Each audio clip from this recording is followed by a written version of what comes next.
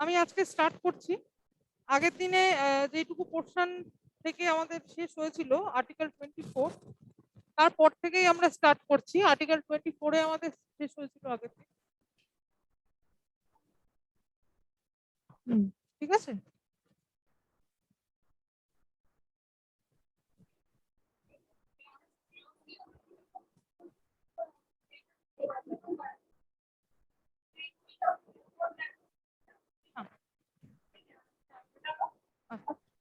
হ্যাঁ হ্যাঁ ঠিক আছে।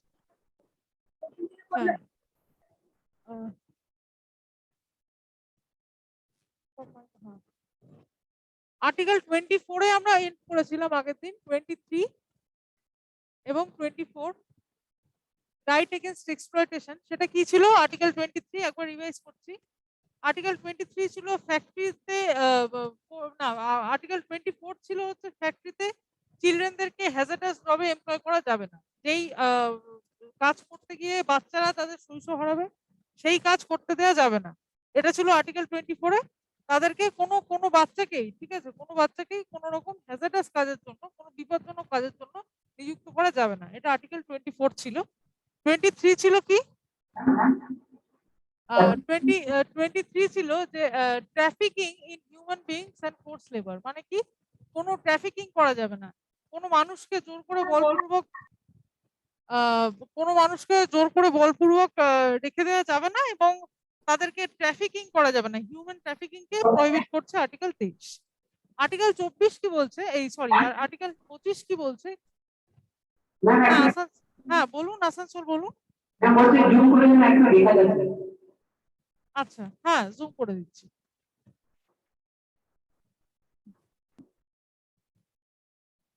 হ্যাঁ, ব্যাস। সরিয়ে নিন। হ্যাঁ, আশা করি ঠিক আছে। এবার অসুবিধা নেই, আমি এটা আরো এলাবোরেট করবো। এই স্লাইডটা যেটুকু দেখা যাচ্ছে সেটুকুর পরে আমি এলাবোরেট করবো, অসুবিধা নেই। ঠিক আছে।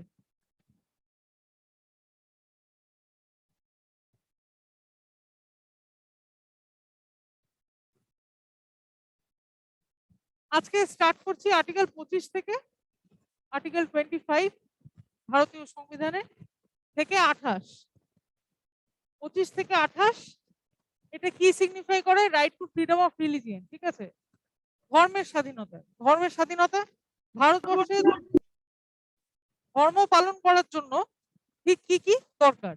1 নম্বর আর্টিকেল 25 কি বলছে? Freedom of conscience and free profession, practice and propagation of religion. এই তিনটে টার্ম এখানে ইউজ করা হয়েছে। কি কি?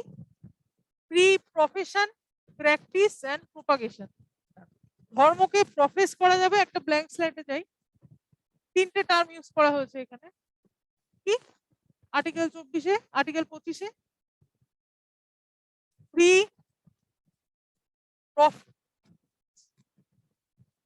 Practice and propagation. ধর্মকে এই তিনটে জিনিস করা যাবে। তিনটের মানে কি দেখছি। প্রফেস মানে হচ্ছে, সরি, প্র্যাকটিস আগে, প্রফেস পরে। ঠিক আছে, আগে প্র্যাকটিসটা বলি। প্র্যাকটিস মানে হচ্ছে নিজে পালন করা।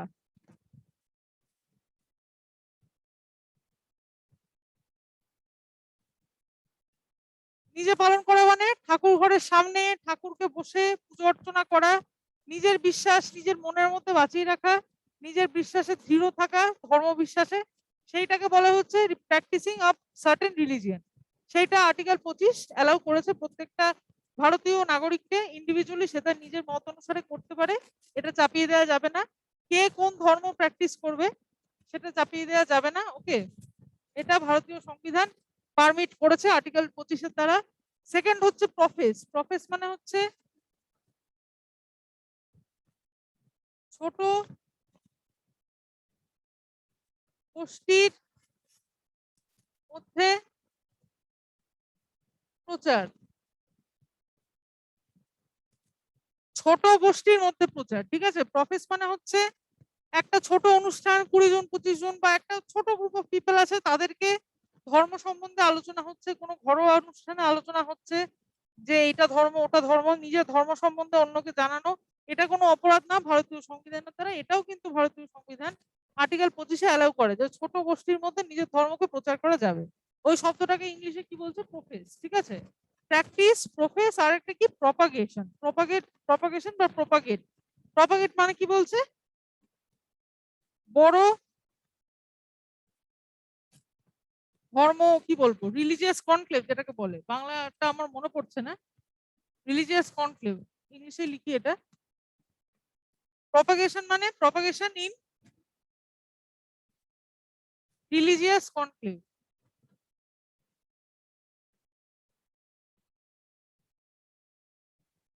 রিলিজিয়াস কনক্লেভ মানে হচ্ছে একটা বড় কোনো এই যে যেমন দিল্লির রামলীলা ময়দানে বড় করে প্রায় 15,000 20,000 মানুষ আসছে, তারা বাবা রামদেবের কথা শুনছেন, তাতে অনুপ্রাণিত হচ্ছেন, একটা পার্টিকুলার আয়ুর্বেদ সম্বন্ধে জানছেন, একটা কোনো বিষয় সম্বন্ধে জানছেন। ধর্মের ক্ষেত্রে কি হয়, ওরকমই যারা ধর্মগুরু রয়েছেন দিল্লিতে এরকম দেখাই যায়, রামলীলা ময়দানে প্রায় 20,000 25,000 1 লাখ লোক সমাগম হয়। ঠিক আছে, এবং সেখানে ধর্ম নিয়ে কথা হয়, আলোচনা হয়, সেইগুলোকে বলে হচ্ছে প্রপাগেশন। সেইগুলো কিন্তু ভারতীয় সংবিধান দ্বারা পারমিটেড আন্ডার আর্টিকেল 25। তাহলে তিনটে জিনিস কি কি?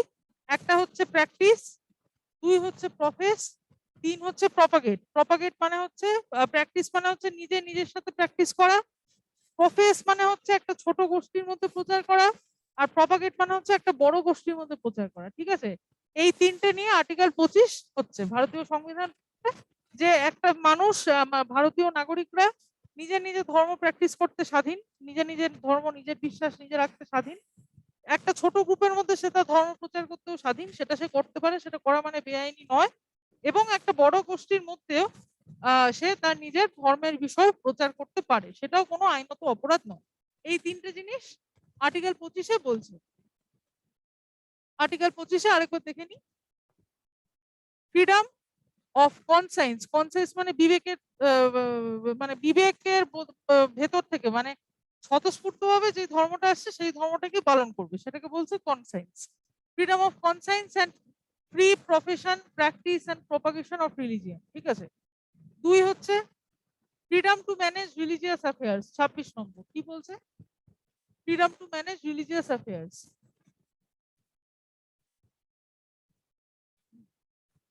26 বলছে manage religious affairs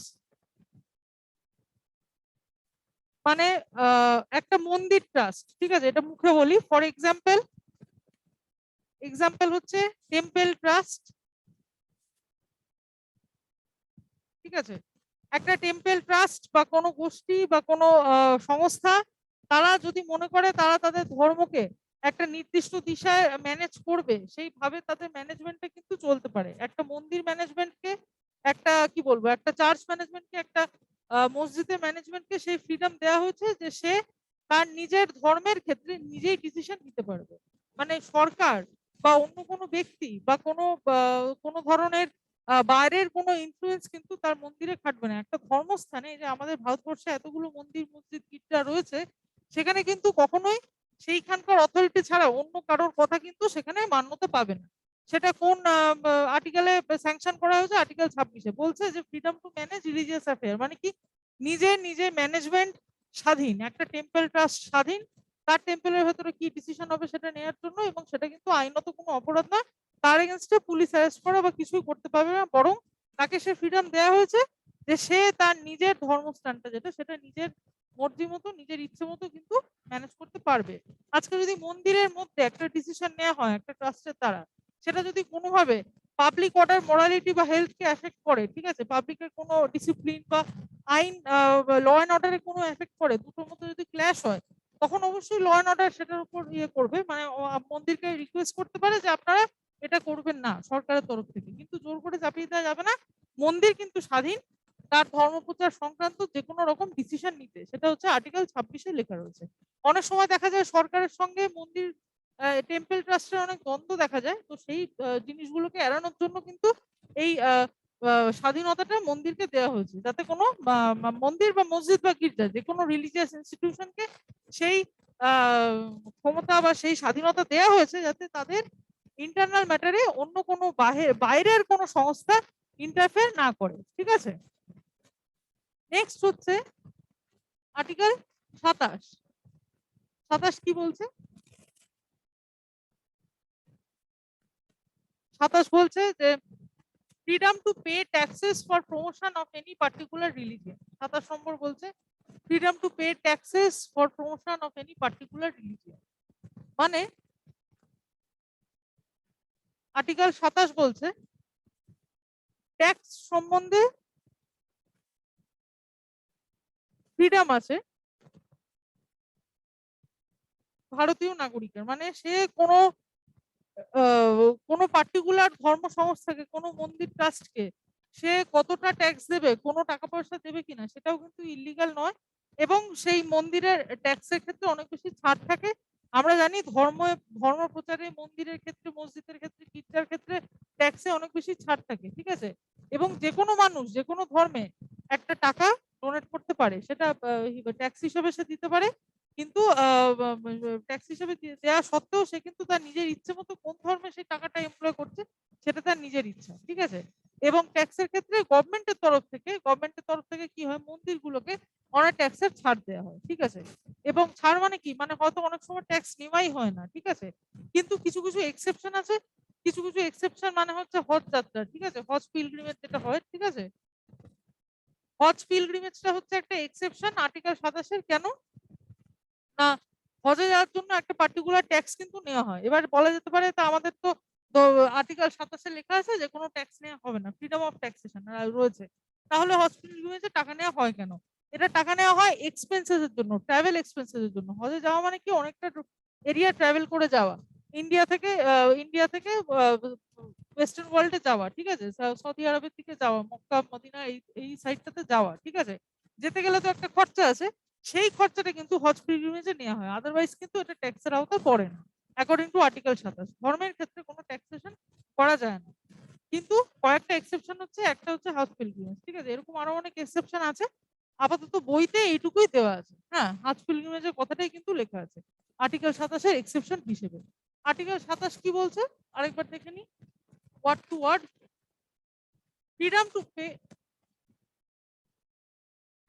freedom to pay taxes for promotion of any particular religion. ঠিক আছে, ট্যাক্স পেমেন্টের ক্ষেত্রে পুরোপুরি ছাড় আছে সংবিধান দ্বারা। আর্টিকেল 28 কি বলছে? Freedom to attend religious instruction or worship in certain educational institution. ঠিক আছে, এটা কি বলছে? সার্টেন এডুকেশন ইনস্টিটিউশনে, কয়েকটা এডুকেশন ইনস্টিটিউশনে আর্টিকেল 28 এডুকেশন ইনস্টিটিউশনে ফ্রিডম অফ রিলিজিয়ন রয়েছে। ফ্রিডম অফ রিলিজিয়ন রয়েছে মানে কি, একটা খ্রিস্টান মিশনারি স্কুল, ঠিক আছে, সেখানে কোনো স্টুডেন্ট যদি যায়, খ্রিস্টান মিশনারি স্কুলসে শুধু যে খ্রিস্টানসরা পড়ে সেটা নয়, অনেক নন খ্রিস্টানসরাও কিন্তু সেখানে অ্যাডমিশন নেয়।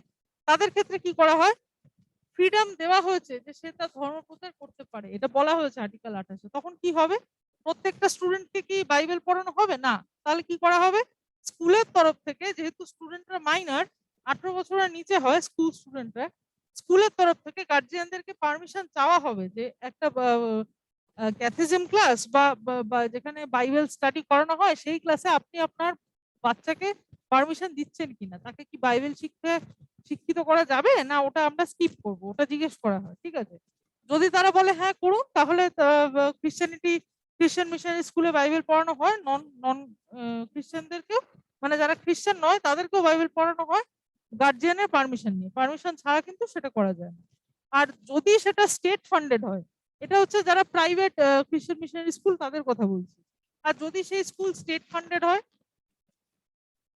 স্টেট ফান্ডেড মানে সরকারি স্কুল হয়, তখন কি হয়, তখন সেখানে কিন্তু কোনো রকম ধর্মপ্রচার করার নিয়ম নেই। ঠিক আছে, কোনো পুজো আচ্ছা কিচ্ছু করার নিয়ম নেই, সোললি যেটা স্টেট ফান্ড, 100% স্টেট ফান্ড, পুরো টাকাটাই সরকার থেকে আসে যেখানে, সেখানে কিন্তু কোনো ধর্মপ্রচার করার নিয়ম নেই অ্যাকর্ডিং টু আর্টিকেল 28। মানে এটা কেন করা হয়েছে, যাতে রাষ্ট্রের তরফ থেকে প্রত্যেকটা ধর্মের প্রতি একটা নিউট্রাল বিহেভিয়ার রাখা যায়। কোনো পার্টিকুলার একটা ধর্ম প্রচার করা মানে কি, সেই ধর্মের হয়ে প্রমোট করা, সেটা যারা 100% স্টেট ফান্ডেড স্কুল, 100% যারা সরকারি স্কুল, তারা কিন্তু সেটা করতে চায় না। ঠিক আছে, পূর্ত ভবনের কোনো ডাউট আছে কি, কি কোনো সমস্যা আছে? আচ্ছা,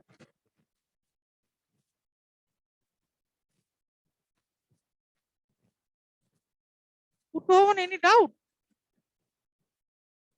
আচ্ছা, ঠিক আছে। তো যেটা বলছিলাম, 100% স্টেট ফান্ডেড যেগুলো রাষ্ট্রায়ত্ত স্কুল আছে, যেমন কেন্দ্রীয় বিদ্যালয়, নবোদয় বিদ্যালয়, সেন্ট্রাল গভর্নমেন্টের 100% স্পন্সার্ড যে স্কুলগুলো, সেখানে কিন্তু স্কুল ক্যাম্পাসের মধ্যে একটা সরস্বতী পুজো হয় না। কেন না, যেহেতু 100% সরকারি স্কুল। কোথায় হয়? স্কুলের বাইরে হয়। স্কুলের বাইরে কোনো কমন কোনো গ্রাউন্ডে, যেটা স্কুলের মধ্যে পড়ে না, সেরকম কমন কোনো গ্রাউন্ডে স্টুডেন্টরা, টিচার্সরা, নন টিচিংরা তারা করতে পারে, কিন্তু স্কুলের ভেতরে নট অ্যালাউড। কেন না, যেহেতু 100% স্টেট ফান্ড এবং সেখানে বিভিন্ন ধর্মের মানুষরা একত্রিত হচ্ছে, বিভিন্ন ব্যাকগ্রাউন্ড থেকে স্টুডেন্টরা আসছে, সেখানে কিন্তু কোনো রকম পুজো আর্চা কিছু করা যায় না। হ্যাঁ, এটা নিউট্রালিটি মেনটেন করার জন্য হয়। আর যদি সেটা প্রাইভেট স্কুল হয়, তখন গার্জিয়ানের থেকে পারমিশন নেওয়া হবে যে আপনার বাচ্চাকে অমুক জিনিস বাইবেল পড়ানো হবে কি। ঠিক আছে, খ্রিস্টান মিশনারি স্কুলের ক্ষেত্রে, কনভেন্ট স্কুলের ক্ষেত্রে এটা হয়ে যায়। এইগুলো কেন হয়? সম্পূর্ণ আর্টিকেল 28-এর জন্য।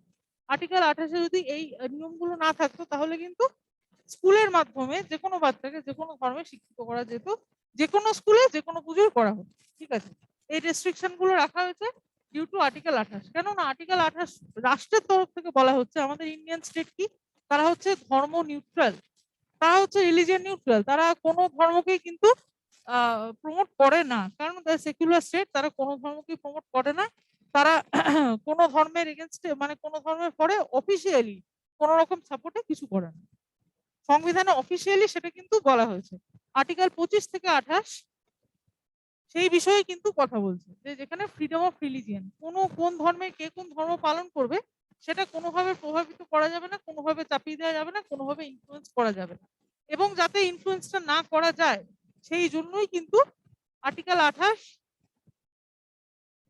এতগুলো রেস্ট্রিকশন এডুকেশনাল ইনস্টিটিউশনের ওপর, মানে স্কুলগুলোর ওপর এতগুলো রেস্ট্রিকশন কিন্তু দিয়েছে। কারণ ছোট বাচ্চারা, শৈশব হচ্ছে এমন একটা জায়গা, শৈশব থেকেই কিন্তু ধর্মপ্রচার, মানুষের মনে আস্তে আস্তে ধর্ম নিয়ে একটা শিক্ষা কিন্তু দেওয়া হয়। এবং ওই জন্য এডুকেশন ইনস্টিটিউশনে এই নিউট্রালিটিটা মেনটেন করার জন্য এই আর্টিকেলের মেন উদ্দেশ্য। ঠিক আছে, এছাড়া ট্যাক্স পেমেন্ট নিয়েও অনেক ছাড় আছে, যার জন্য দেখা যায় যে অনেক ধরনের মন্দিরের মধ্যে কিন্তু, ঠিক আছে, অনেক রকম অ্যান্টি সোশ্যাল অ্যাক্টিভিটিস এর একটা ব্যাপার, মানে একটা ব্ল্যাক মানি হোর্ডিং, এই ব্যাপারগুলো কিন্তু মন্দিরের ক্ষেত্রে দেখা যায়। কারণ এই ধর্মের ক্ষেত্রে এই ছাড়টা আছে বলে, কোনো পার্টিকুলার ধর্মের হয় সরকার ট্যাক্স কালেক্ট করবে না, এর ফাঁক দিয়ে কিন্তু অনেক অনেক কিছু হয়। হ্যাঁ, প্র্যাকটিক্যাল লাইফে।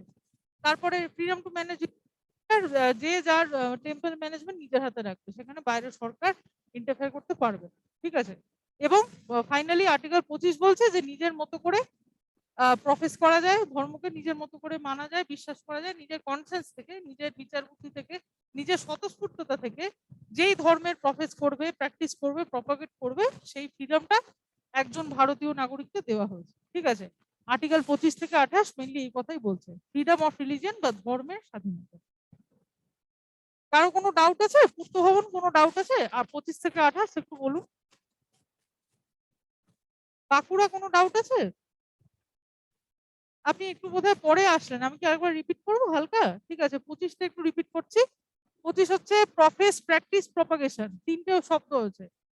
প্রফেস মানে হচ্ছে নিজের নিজের ঠাকুর ঘরে বসে একটা ঠাকুরকে পুজো করা, বা কোনো মূর্তি, বিগ্রহ, কোনো বিশ্বাসকে ফলো করা, সেটা হচ্ছে প্রফেশন, নিজের মতো করে ব্যক্তিগত স্তরে। ঠিক আছে, প্র্যাকটিস মানে হচ্ছে কি, অল্প লোকের মধ্যে ধর্ম প্রচার করা। প্র্যাকটিস মানে হচ্ছে অল্প লোকের মধ্যে বা কোনো পারিবারিক অনুষ্ঠানে ধর্ম প্রচার করা। আর প্রপাগেশন মানে হচ্ছে একটা বড় গ্রুপে, ওই যে দিল্লির রামলীলা ময়দানে হয়, 20,000, 25,000, 50,000, 1,00,000 লোক একত্রিত হয়, সেখানে একজন ধর্মগুরু ধর্ম প্রচার করে, সেইটাকে বলছে হচ্ছে প্রপাগেশন। এই সবগুলোই কিন্তু সংবিধান দ্বারা স্বীকৃত, এবং আর্টিকেল 25-এ কিন্তু এগুলো মেনশন করা আছে। ফ্রিডম অফ কনসায়েন্স মানে কি, স্বতঃস্ফূর্ততা বা মন থেকে ব্যক্তিগত স্তরে একদম স্বতঃস্ফূর্তভাবে যেই ধর্মকে মানতে ইচ্ছে করছে, সেই ধর্মকেই একজন মানুষ মানবে। Freedom of conscience and free profession, profession মানে নিজের মতো করে ধর্মের সরি, প্র্যাকটিস মানে হচ্ছে নিজের মতো করে প্র্যাকটিস করা। প্র্যাকটিস এটা একটু আগে পরে হয়ে গেছে, প্র্যাকটিস আগে আসবে। ঠিক আছে, নিজের মতো করে প্র্যাকটিস করা, নিজের ঠাকুর ঘরে বসে নিজের ঠাকুরের ধর্মে প্র্যাকটিস করা। 2 নম্বর হচ্ছে ছোট গ্রুপের মধ্যে ধর্ম প্রচার করা, এবং 3 নম্বর হচ্ছে একটা বড় গ্রুপের মধ্যে ধর্ম প্রচার করা। এই 3টে জিনিস কিন্তু আর্টিকেল 25-এ লেখা আছে।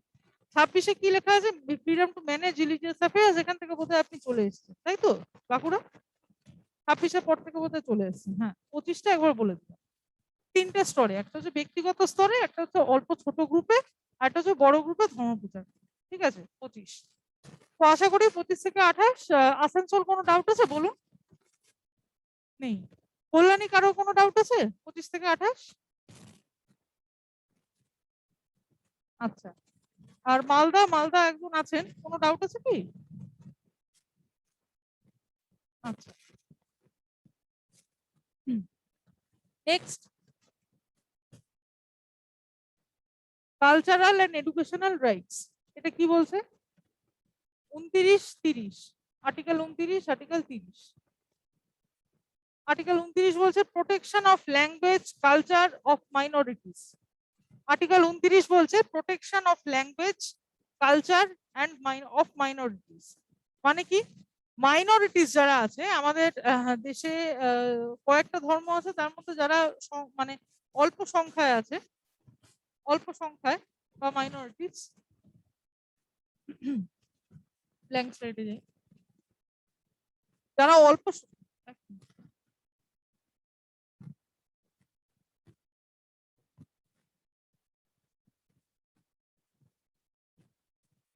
Article 29 protection of culture and language of minorities. যারা অল্প সংখ্যায়, ধর্মগত দিক থেকে যারা অল্প সংখ্যায়, তাদের কালচারটাকে, মানে শুধু ধর্ম নয়, ভাষা ভিত্তিক, একটা হচ্ছে ভাষা, একটা হচ্ছে ধর্ম। ভাষা এবং ধর্মের ভিত্তিতে যারা মাইনরিটিতে পড়ে তাদের ভাষা এবং ধর্মকে সিকিউর করার দায়িত্ব কার? স্টেটের। কিভাবে? কালচার এবং ল্যাঙ্গুয়েজ, তাদের ভাষাকেও সিকিউর করতে হবে, তাদের কালচারকেও সিকিউর করতে হবে। একটা এক্সাম্পল দিচ্ছি, এই যে সাঁওতালি ভাষার প্রমোশন হচ্ছে, ঠিক আছে, তারপরে আমাদের ওয়েস্ট বেঙ্গলের পার্সপেক্টিভে বলছি, নেপালি ভাষার প্রমোশন হচ্ছে। এগুলো কেন হচ্ছে? কারণ বাংলা ভাষার তুলনায় সাঁওতালি ভাষা, নেপালি ভাষার সংখ্যক মানুষ অনেক কম, সেই জন্য তাদের প্রমোশন করার জন্য সরকার অনেক স্টেপস নেবে, অনেক প্রকল্প আনবে, অনেক কিছু করবে। এই যে কিছুদিন আগে ওদের সেলিব্রেশন হচ্ছিল লাস্ট উইকে, হ্যাঁ, সাঁওতালি দিবস ছিল, সেখানে কিন্তু রাজ্য সরকারের তরফ থেকে সেলিব্রেশন করা হচ্ছিল। এটা কেন করা হচ্ছিল? এই প্রমোশন গুলো কিন্তু রাষ্ট্রের দায়িত্ব এগুলো করা। কেন? আর্টিকেল 29-এ বলা হয়েছে। আর্টিকেল 29-এ বলা হয়েছে যে এই protection of culture and language of minorities, মাইনরিটিদের ল্যাঙ্গুয়েজ এবং কালচারকে প্রিজার্ভ করা কিন্তু স্টেটের দায়িত্ব। স্টেট মানে যারা সরকারের রয়েছে, কেন্দ্র সরকার যে আর্টিকেল 12 তাদেরকে স্টেট বলছে, কেন্দ্র, রাজ্য, লোকাল গভর্নমেন্ট সবাই কিন্তু স্টেটের মধ্যে, রাষ্ট্রের মধ্যে পড়ছে। তাদের দায়িত্ব হচ্ছে যারা মাইনরিটিস, কিভাবে ভাষাগত ও ধর্মগত দিক থেকে তাদের সেই মাইনরিটিসকে প্রোটেক্ট করা, ঠিক আছে, ভাষাগত দিক থেকে, এবং তাদের কালচারটাকে প্রোটেক্ট করা, ঠিক আছে, এটা কিন্তু রাষ্ট্রের দায়িত্ব। এটা আর্টিকেল 29-এ বলা হয়েছে। তারপরে আর্টিকেল 30 কি বলছে? 30 বলছে right of minorities to establish educational institution. এটা আর ব্ল্যাঙ্ক স্লাইডে যাওয়ার দরকার নেই, এখানেই হয়ে যাবে। মানে এই যে মাইনরিটিস মানে এখানে কি? Cultural and educational right. এখানে কিন্তু ধর্মের সঙ্গে গোলাবেন না, এখানে কিন্তু ধর্মভিত্তিক, ভাষা ভিত্তিক যে কোনো ধরনের মাইনরিটিস এর কথা কিন্তু বলা হয়েছে। ধর্মের কথা শুধুমাত্র, এটা কিন্তু এমসিকিউতে একটু ঠিক কোশ্চেন দেয়, ওই জন্য বলছি ধর্মের কথা শুধুমাত্র 25 থেকে 28-এ কিন্তু বলা হয়েছে, কিন্তু 29-30-এ কিন্তু ধর্মের কথা বলা হয়নি। 29-30-এ বলা হচ্ছে মাইনরিটি। মাইনরিটি মানে যে কোনো দিক থেকে minority, religious minority, linguistic minority, cultural minority, any minority. 29-30-এর মধ্যে কিন্তু এনি মাইনরিটিস পড়ছে, ঠিক আছে। ওই জন্য আমি সাঁওতালি, নেপালির এক্সাম্পলটা দিলাম। তারা কিন্তু ধর্মগতভাবে মাইনরিটি নয়, ভাষাগত দিক থেকে মাইনরিটি। এবং সেখানে বলা হচ্ছে যে right of the minorities to establish educational institution. Educational institution, নিজেদের স্কুল খোলা যাবে, সেই রাইট দেওয়া হয়েছে। নিজেদের স্কুল খোলার রাইট কাদের দেওয়া হয়েছে? একটা হচ্ছে খ্রিস্টান মিশনারি স্কুল খোলা হচ্ছে, সেটা ধর্মগত দিক থেকে, ধর্মটাও আসছে, ঠিক আছে, কিন্তু ধর্মটা একা নয়। এই যে আর্টিকেল 30-এ যে এডুকেশনাল ইনস্টিটিউশনের কথা বলা হচ্ছে, এর মধ্যে কিন্তু খ্রিস্টান মিশনারিজও পড়ে, মাদ্রাসাও পড়ে, আবার সাঁওতালি ভাষার কোনো স্কুলও পড়ে, আবার নেপালি ভাষার কোনো স্কুলও পড়ে। সেগুলো কিন্তু সবই কিন্তু আর্টিকেল 30-এর মধ্যে পড়ছে। ঠিক আছে, এই রাইটটা দেওয়া হয়েছে মাইনরিটিসদেরকে যে তাদের মতো করে স্কুল খুলতে পারে তারা, কারণ স্কুলের মাধ্যমে কিন্তু অ্যাকচুয়াল প্রচারটা হয়, তাই না, পরের জেনারেশনের মধ্যে। এই প্রচারের জন্য কিন্তু আর্টিকেল 30-এ যে কোনো মাইনরিটিসদেরকে, যে কোনো মানে ধর্মভিত্তিক ভাষাভিত্তিক সবাই, এখানে শুধু ধর্ম, 25 থেকে 28-এ শুধু ধর্ম, আর 29-30-এ ধর্ম, ভাষা, জাতি সবকিছুর ভিত্তিতে। ঠিক আছে, এই যে কোনো ধরনের মাইনরিটিসদেরকে সেই রাইট দেওয়া হয়েছে যে তারা নিজেদের মতো করে স্কুল খুলতে পারে, টু এস্টাবলিশ এডুকেশন ইনস্টিটিউশন।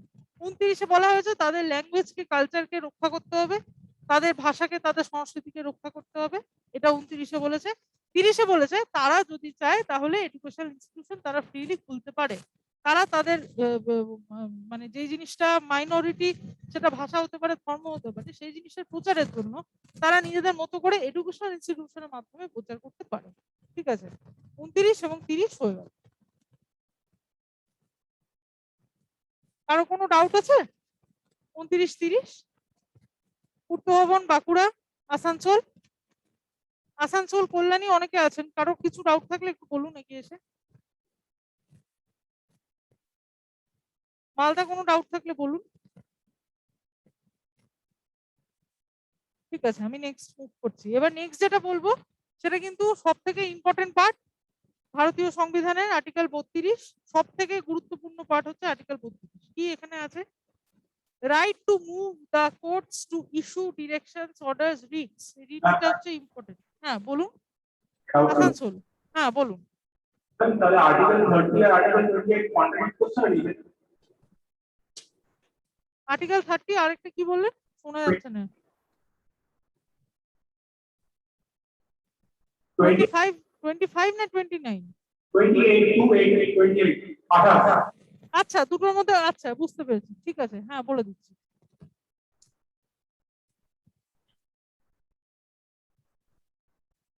হ্যাঁ, আর্টিকেল 28, আর্টিকেল 28 আর আর্টিকেল 30। আর্টিকেল 28 বলছে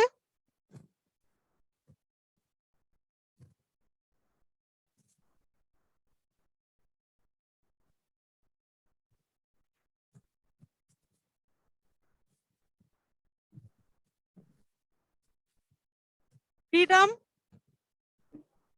to attend religious instruction.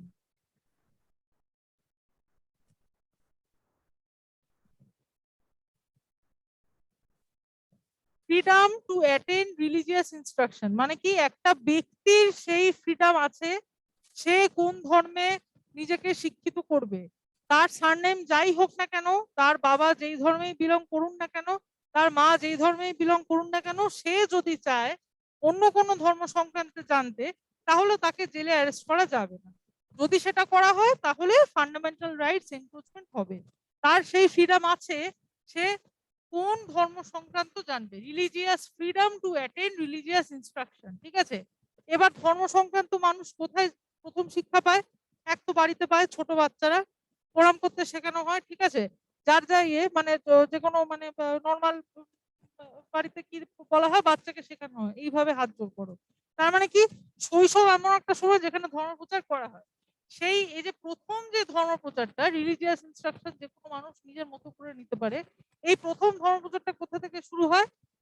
In certain educational institution. ঠিক আছে, তার মানে স্কুল, স্কুলকে এটা ডাইরেক্ট করা হচ্ছে। স্কুলকে বলা হচ্ছে আপনারা জোর করে কাউকে চাপিয়ে দিতে পারেন না আপনাদের ধর্ম। কোনো হিন্দু বা মুসলিম স্টুডেন্ট যদি কোনো খ্রিস্টান মিশনারি স্কুলে পড়ে, সে যেহেতু খ্রিস্টান মিশনারি স্কুলে পড়ছে, তাকে জোর করে খ্রিস্টানিটি সম্বন্ধে বলা হবে, এটা হচ্ছে বেআইন।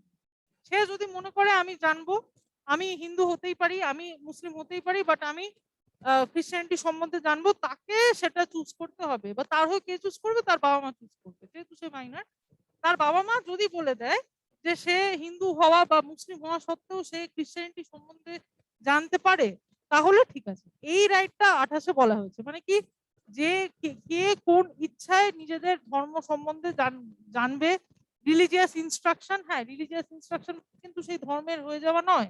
রিলিজিয়াস ইনস্ট্রাকশন মানে সেই ধর্ম সম্বন্ধে জানা, জ্ঞান অর্জন করা, ইন্টারেস্ট দেখানো, ঠিক আছে।